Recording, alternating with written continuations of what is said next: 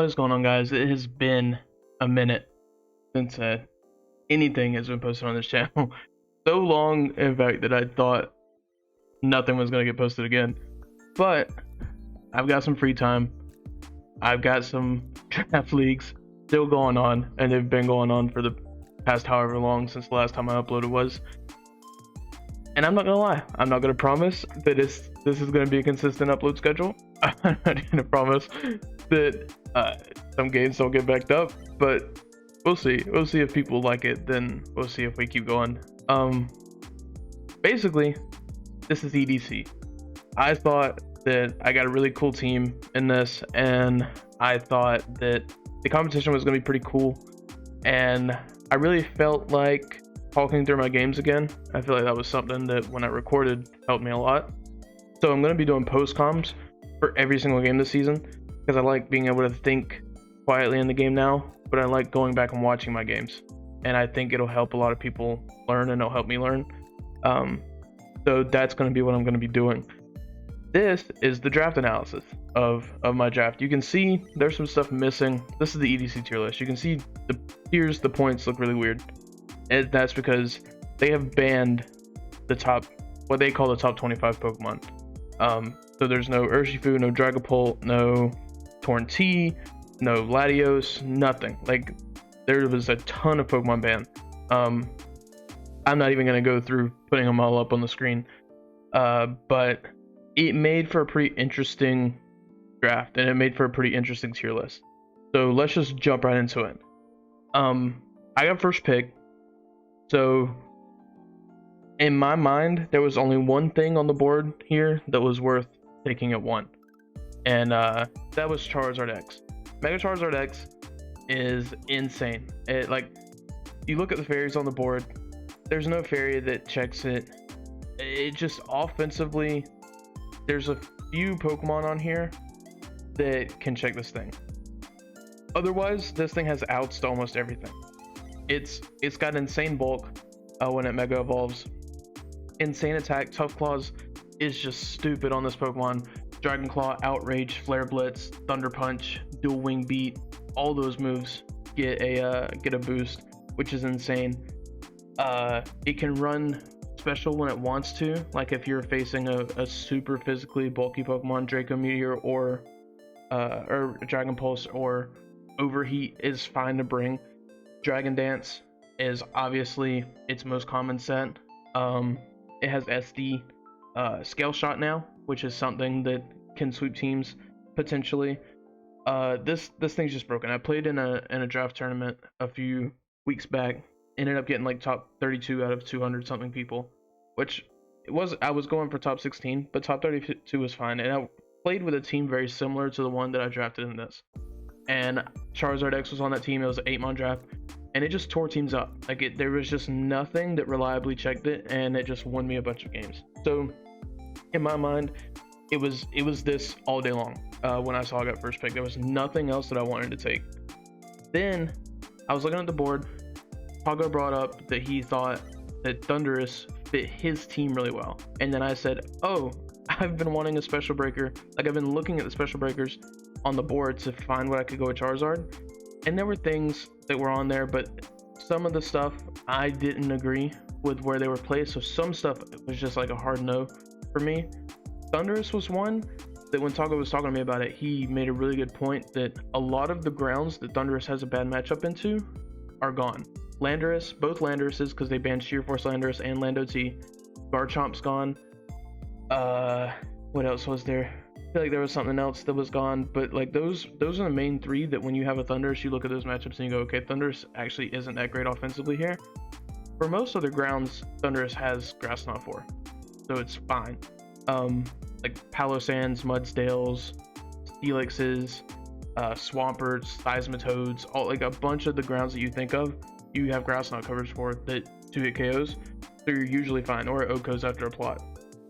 So I was looking, I was like, Thundurus is going to be really hard to switch into. It gives me a super nice speed tier in 111, because I was also looking at the board, and this was something I brought up before the draft or even knowing my pick. Speed in this is far and few between, because you gotta think there's no Zeraora, no Pult, no Tapu Koko, no Lotties to hit that 110. no Dio speed, nothing. Like a lot of the top tier really fast Pokemon are gone. So coming by something above 115 or above 110 was like few and far between, unless it's something like Heliolisk or Inteleon. Greninja was allowed, but I thought it was a little high, so I wasn't gonna try to draft it. Spectre was allowed, but if you've been around long enough, you know I don't really like Spectre. So a bunch of stuff that was fast I thought was kind of until I thought about Thundurus, until we'll talk about Thundurus, and I think it's great. Being 111 to outspeed 110s is amazing. You get Prankster utility with T-Wave, Prankster Nasty Plot, Prankster Defog, insane coverage. You get knockoff, as you can see on this set.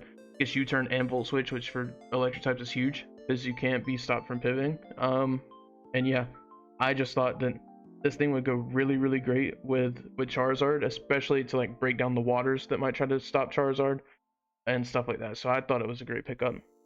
Then I got Crobat, which I picked up round 3. You're looking at the picks in order of when I picked them. So I picked up Crobat round 3, so it's the second wheel. Like I picked Charizard and it came back, and these are my next 2 picks, Thundurus and Crobat.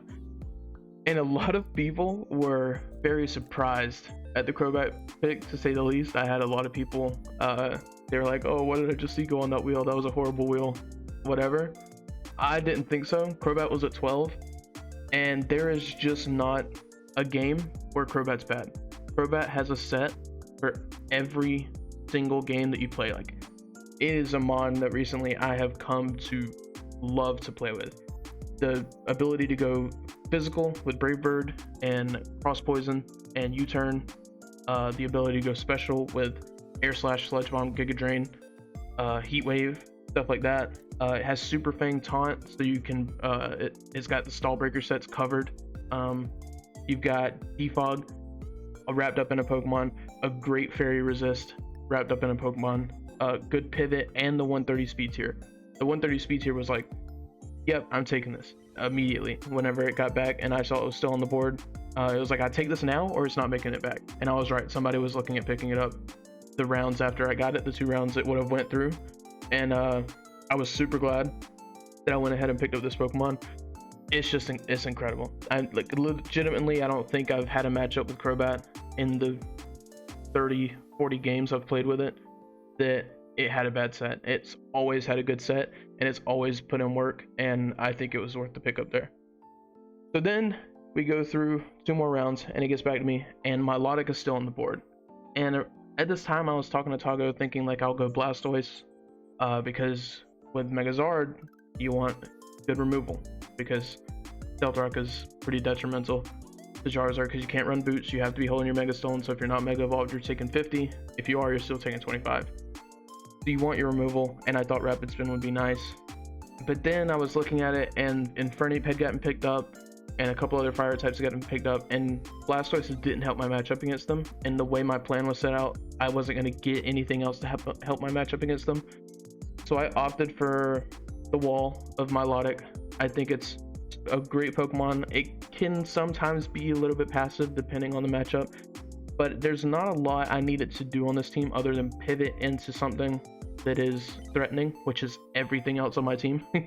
So I think that it's fine. You're talking about Scald, Ice Beam, Toxic, Recover.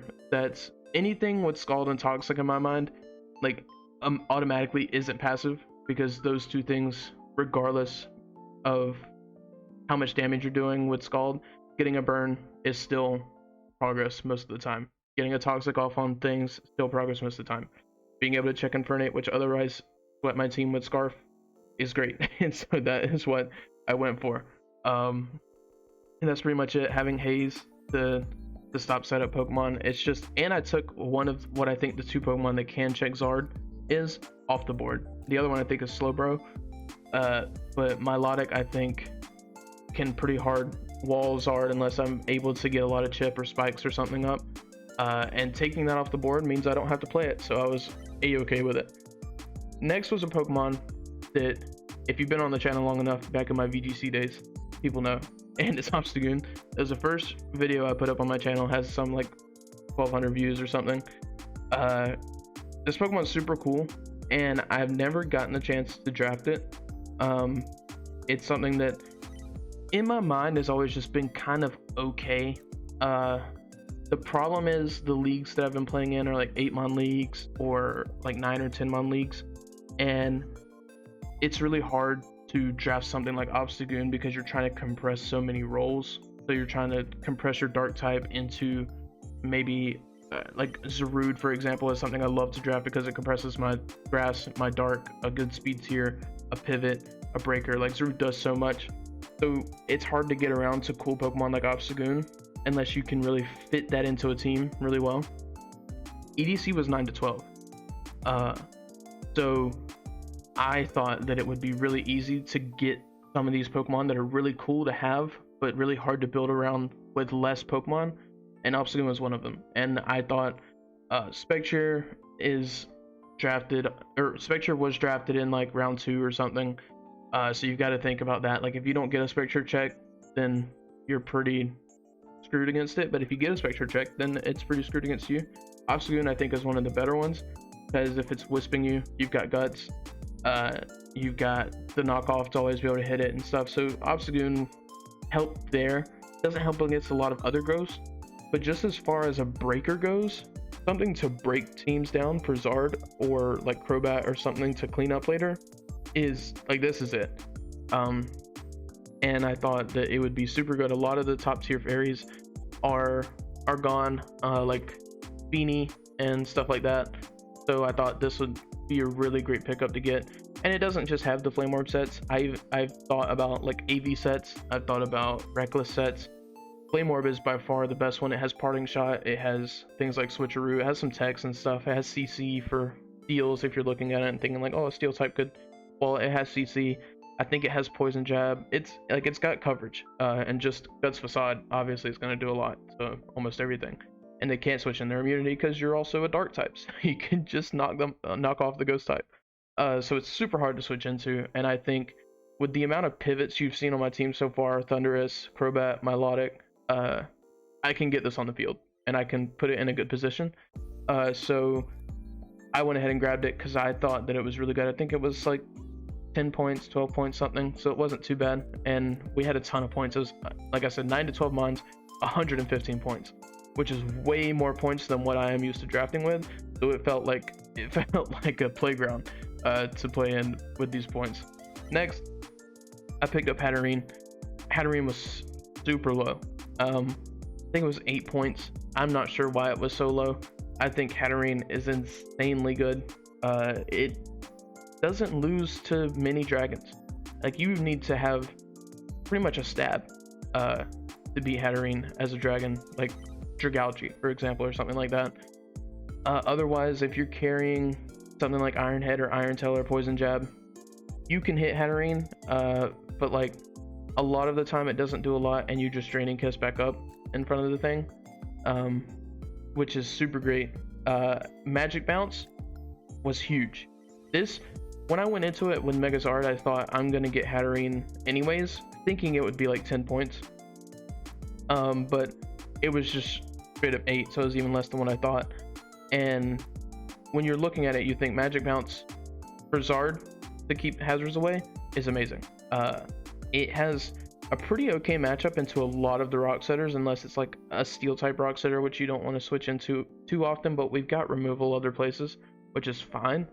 And if they've got their steel type on the field, honestly, what stops me going into Charizard in front of it as they set rocks anyways? But the Magic Bounce is really nice for Hatterene. It's also a reason that Hatterene doesn't lose to a lot of things, because you got to think you're not toxicing it, you're not T-waving it, and stuff like that. So I just thought it was a good pickup for the price point that it was, and I thought it did a lot for my team for the price point that it was. Has good coverage, Draining Kiss, Fairy, Psychic, Fire, Grass, Ghost coverage, Calm Mind. It can set up some Calm Mind sweeps every now and again. Nuzzle is another great thing, because you just get a little bit of chip while also always paralyzing, which is great. Hatterene I just think is a really cool Pokemon, and for the price it was at, was definitely worth the pickup. Then we got Lucario. This thing was 7 points. I think this is the biggest steal on my whole draft. No pun intended. It is insane that this thing was 7 points, and I didn't bring it up because I didn't want other people to get it. it this thing can just run so many sets, sword stance sets, nasty plus sets. It has stab priority on both sides, banded, scarf, specs, life orb. Like, this thing is just insane as a breaker. Extreme speed to clean games sometimes is insane. Sword stance once, and extreme speed does 60 to everything left. It has crunch, it has fighting coverage, it has steel coverage, it has dark coverage on both sides with crunch and dark pulse. It's just, I don't know why this was 7 points. I think for the amount that this Pokemon gives you, it starts at 9 minimum, probably is around 10. But I took it. As I was looking at it and I was like, I want a fighting type. That was one thing on my last Charizard X team that I didn't like about it, was it didn't have a fighting type on it. So I knew I wanted one, and then when I saw this thing at 7, I knew it was it. That was the one I was going for. And now that we're at this point in the draft, look at how useless defensive fairies are into my team. Defensive fairies do not check my dragon because it just has tough claws for Flare Blitz to demolish them. They don't check my dark type because it has guts facade, and they don't check my fighting type because I have stab heal coverage. It's insane. It's insane that I made a draft that it looks like fairies are so bad into. Offensive fairies are another thing, and we'll get to that a little bit later. But defensive fairies, they just don't check anything on my team. This was an insane pickup. From what I heard, they dropped this down so it would get picked up, which worked. It got picked up in all 4 divisions, I think. So I think it was just dropped a little bit too low, but we'll see how it works out. Next is Celebi. This was kind of I need another rocker, or actually at this point, I need a rocker. This was a pick I had earlier, but Celebi is one of those Pokemon that people don't really like, so I felt like I could wait on it for a while, and I could. This is what, round 8-ish, and I waited on it until then, and I got it. It was an off type rocker, which just means like it's not a rock type, a steel type, a ground type. It's a weirder type that gets rocks. It is another psychic type, but with Obstagoon and a later pick, I think I'm covered for Ghost and Darks, especially with Lucario. With Justified, I had to turn Darks and stuff like that. A pivot gave me 100 speed tier, gave me a grass type that is a really good ground resist for Garchomp. What else? Like, this thing, it's another Pokemon that just does so much. That's kind of how my team is built, is every Pokemon to me feels like it just does so much, and I think I did a good job at letting them do so much. Like, they're not pigeonholed into one thing all the time. It can come Scarf, it can come Specs, it can come Nasty Plot, it can come Sword Stance. It's another Pokemon that hits on both sides. It can come Sword Stance, Leaf Blade, and stuff like that. Natural Cure is great because I can absorb like T-Waves if people are trying to T-Wave my Charizard or something, absorb the T-Wave or the Toxic or whatever and get rid of it. Alongside Magic Bounce Hatterene, I'd deter a lot of status moves like that. And yeah, I think it was just a really good pickup. I don't remember if there was something specifically I wanted this for. I think it was just I wanted to try a new Pokemon. That was another thing in this draft, like I said before with Obstagoon. I was trying to pick things that usually is a little bit harder to draft around. And Celebi sometimes feels like that. I think Celebi's a good mon. Some people don't. But it was just something I haven't tried before, and I wanted to try. And a little spoiler, I've played my week 1 already at the time of recording this. It doesn't disappoint. Celebi does its job. Celebi will always do its job, I think. And with moves like Signal Beam and stuff getting cut from the game, is a little bit harder to find coverage for Celebi. Next was Piloswine. I actually wanted Steelix here. And this is where I'm going to talk about offensive fairies, because my team, if you look at it, has no fairy resist except for Crobat, which is a good one. But when you look at something like Mega Gardevoir, which is still allowed, I was looking at it around this point in the draft and I'm thinking, I don't switch into this Pokemon. I have offensive outs to this Pokemon, but if it gets on the field in front of something that I can't let it get on the field in front of, it probably just kills something. Felix was my way to kind of stop that. It still gets Mystical Fire and stuff like that, but a Spadef AV Steelix still does a ton with Heavy Slam, takes a couple moves. If they do Hyper Voice, you know, you take a couple more.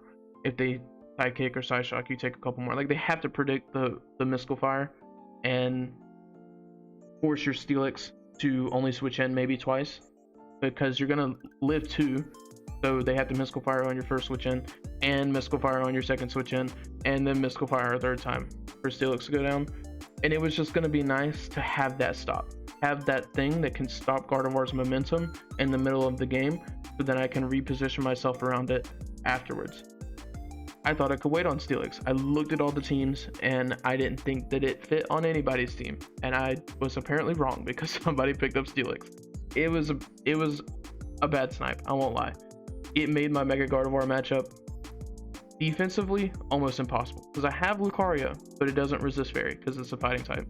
So I knew I needed a second Steel when I picked up Lucario, and I think I probably should have just got Steelix a little bit earlier. I shouldn't have been so stingy on it. I just thought that I could wait on it, but in its place, we still needed a ground type, so we got Piloswine. Piloswine is a Pokemon I love. I played with it in UGL.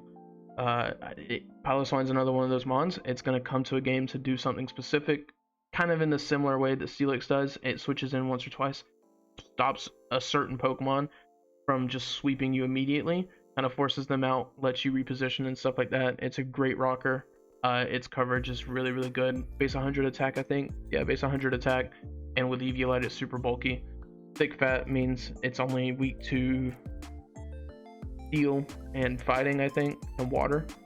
So I like this pickup. I would have rather the Steelix, but I think Piloswine is still fine and still sets our team up for success in a lot of the matchups that I looked at. Then we have Fortress. It's a Pokemon that I honestly hate. I think Fortress is really bad, but I think it's quite as bad as they think it is. They had Fortress at 4 points, and as you see, my past 3 picks have something in common. They've all got hazards, because I didn't think about like hazard setting when my first couple picks. Obviously, when I made my plan, I had it in mind, but my top tier Pokemon don't really have the hazard setting option. They've got the hazard removal option. So I picked up Piloswine and Fortress as low tier hazard setters, because my goal with this team is not really to click hazards, but there's going to be times that Stealth Rock Chip is going to be nice, a Spike Down is going to be nice, a T Spike Down is going to be nice. And Fortress I looked at in the 4 points here. I was even going to get Fortress even when I had Steelix. I had planned on triple Steel, but now my counterplay to almost every fairy is still fine except Mega Gardevoir, because now I just died of Mystical Fire. But Fortress I looked at 4 points, and I thought, for everything that this Pokemon does, it's worth more than 4. You get Spikes, you get Stealth Rock, you get T-Spikes, you get Rapid Spin. Just that alone, in my mind, you cater that to the matchups you need, you'll get up Stealth Rocks and Spikes. And for a 4-pointer, if it gets up 3 layers of Spikes and dies, that is more than enough from a 4-pointer in my mind. So I picked it up, and it has Volt Switch, Gyro Ball. It will still hit pretty hard. Has things like Infestation, stuff like that. Toxic. Most of the time, this thing is going to be coming with hazards and Rapid Spin. My thought was that if there's ever a week I need to go like super hyper offensive and just not let my opponent get a lot of chances to break me, this is my Pokemon that I'm going to use, because I can lead it, I can get my hazards down, I can explode, and I can go into something else. So the matchups that is hard for me to win defensively, I bring this thing and I win those matchups offensively, because 3 layers of Spikes is a lot of chip, especially whenever you're looking at Charizard, and at +1 I can do 90 to things. If I get 2 layers of Spikes down, all of a sudden I'm OHKOing everything. So this to me was just a good pickup at 4, and I think it is really valuable at 4, so I just went ahead and got it. And last, I didn't have this Pokemon at first. This was actually a snipe that the same person that took Steelix, they took this Pokemon, and it hurt me worse than Steelix, because my Gengar matchup and Blacephalon matchup are horrible.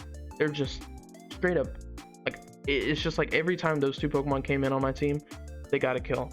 So I had Kamala because recently I've learned to love Kamala. It's a great special wall, especially for 3 points. Has Rapid Spin, has Knockoff, has U-Turn, has things like Sucker Punch, EQ, Power Whip, Earthquake, like the list goes on and on and on. Drain Punch, I think. And then it's got like its banded Last Resort, Sleep Talk sets, because you can use Sleep Talk all the time with Kamala, so you just run literally just Sleep Talk and Last Resort, and you click Sleep Talk and you'll always roll Last Resort. So off of 115 attack, banded, I mean that does a lot of damage. So it's something that I've learned to really like to play with, and at 3 points it was really important for me for the Gengar and Blacephalon matchups where I really struggle otherwise. And this thing is actually a great wall to both of them, but then it got sniped, and I had picked up Munchlax originally, which still helps with Blacephalon, doesn't help as much with Gengar because Munchlax is a little bit more passive than Kamala. But then they dropped Kamala and Grace, and I was so happy. I think it was like 2 minutes later I made the trade from Munchlax to Kamala, and yeah, I think that snipe was actually worse than the Steelix snipe, as weird as it sounds. And then when I got it, I felt really good about my team again. When I didn't have it, I was like, my team's okay, but it's like it's missing this thing.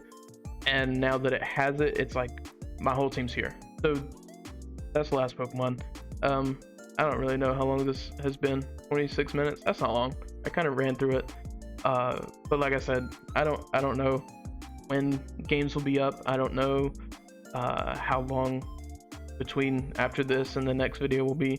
I don't know how long each video will be. I'm just kind of doing this because I'm bored and I wanted to do something. So if you liked it, then like it and leave me a comment. Tell me about your draft leagues if you used to be a regular commenter. You know, I want to know about your Pokemon endeavors. But with that, I'm gonna leave. I will see you guys next time.